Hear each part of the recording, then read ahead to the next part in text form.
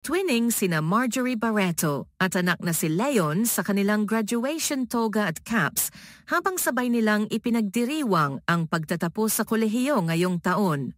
Sa isang heartfelt post ni Leon nitong Martes, Agosto 2, anya, "Not a lot of people can say they graduated college the same year as their mom. It's really never too late. Congratulations, Mom. Truly an inspiration to my siblings and me."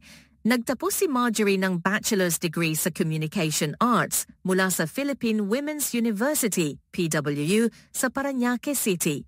Makikitang suot niya sa mga larawan ang maroon toga, white hood at black graduation cap bilang simbolo ng kaniyang tagumpay.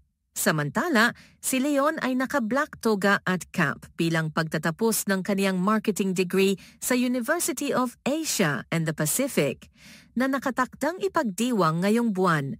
Kamakailan, niregaluhan siya ng anak at aktres na si Julia ng isang minivan, habang ang isa pa niyang anak na si Eric ay kasalukuyang nag-aaral ng summer courses sa University of Oxford.